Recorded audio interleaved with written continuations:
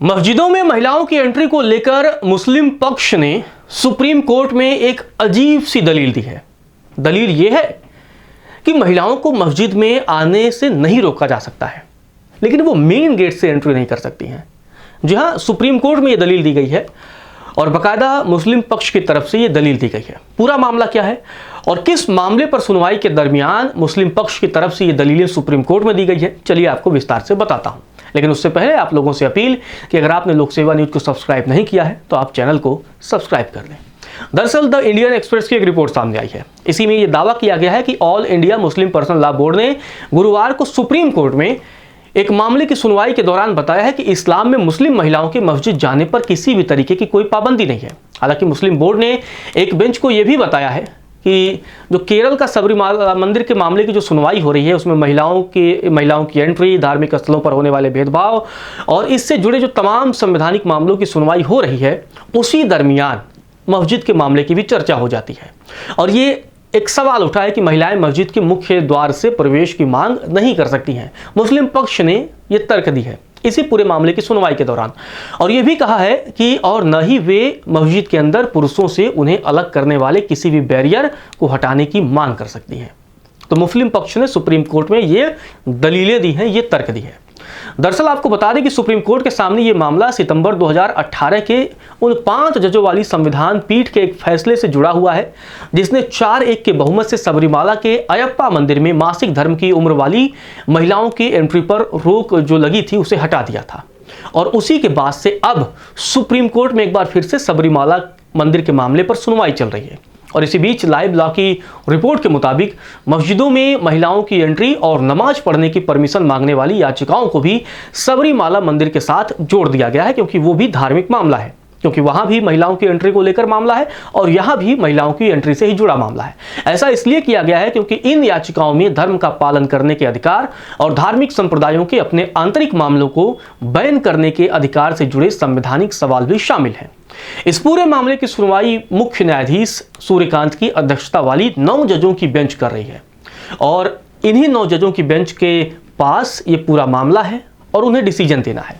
Live law की report के मुताबिक जब गुरुवार को इस पूरे मामले की सुनवाई चल रही थी, उसी दरमियान all India Muslim personal law board की ओर से वकील पेश हुए, जिनका नाम है MR शमशाद। उन्होंने ये दलील दी कि मस्जिदों में महिलाओं के प्रवेश से जो भी मामला है उस पर वो जवाब दे रहे थे। सुनवाई के दौरान मुख्य न्यायाधीश ने ये क्लियर रिपोर्ट मांगी, क्लियर बात कही कि क्या महिलाओं को धार्मिक स्थलों में प्रवेश करने की अनुमति है।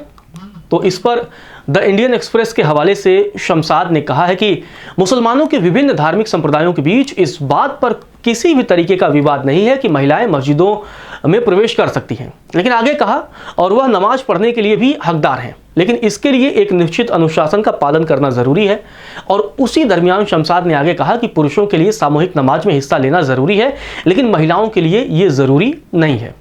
इस दरमियान जस्टिस एहसानुद्दीन अमानुल्लाह ने कहा कि महिलाओं के लिए मस्जिदों में जाना इसलिए जरूरी नहीं है क्योंकि जब दूसरे लोग नमाज पढ़ने के लिए जाते हैं तो उन्हें घर पर बच्चों की देखभाल के लिए जरूरत पड़ सकती है, जैसा कि द इंडियन एक्सप्रेस ने अपनी रिपोर्ट में बताया है।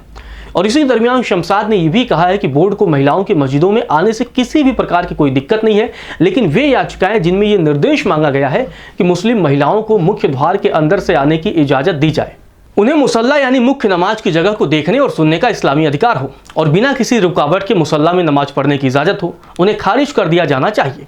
ये दलीलें दी गई। वकील ने यह भी कहा कि मस्जिद में किसी भी गर्भगृह यानी सबसे पवित्र स्थान का कोई कॉन्सेप्ट नहीं होता है। अगर मस्जिद के अंदर कोई गर्भगृह नहीं है तो कोई भी किसी खास जगह पर खड़े होने की जिद नहीं कर सकता या फिर नमाज की इबादत करने में सबसे आगे रहने की जिद भी नहीं कर सकता है। लाइव लॉ ने उनके हवाले से ये पूरी बात बताई है।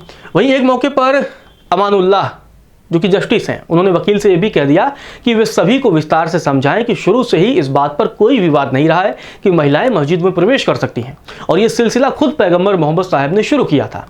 द इंडियन एक्सप्रेस ने इस पूरे मामले को रिपोर्ट किया है। इसके जवाब में वकील ने कहा कि खुद पैगंबर साहब ने ही कहा था कि महिलाओं को मस्जिद में आने से नहीं रोका जाना चाहिए और इस पूरे मामले पर पूरी स्पष्टता है। वकील शमशाद ने दावा किया है कि पैगंबर साहब ने निर्देश दिया था कि महिलाओं को मस्जिद में आने से न रोका जाए वहीं हदीस पैगंबर मोहम्मद के कथनों, कार्यों या मौन स्वीकृतियों का एक लिखित डिटेल है। वकील ने यह भी दावा किया है कि इस्लाम के संदर्भ में अदालतों द्वारा अनिवार्य धार्मिक प्रथा के सिद्धांत को गलत तरीके से लागू किया गया है और इस्लाम एक पूरी तरीके से लिखित धर्म है जिसमें कुछ कार्यों को वर्जित और अन्य को अनिवार्य या अनुशंसित के रूप में क्लेरिफाई किया गया है। शमशाद ने, जो कि वकील है, उन्होंने आगे कहा कि इस धर्म की प्रथाएं अक्सर अनिवार्य धार्मिक प्रथा के सिद्धांत की कसौटी पर भी खरी नहीं उतरती हैं क्योंकि अदालतों की नज़र में वे कंपल्सरी प्रतीत नहीं होती हैं।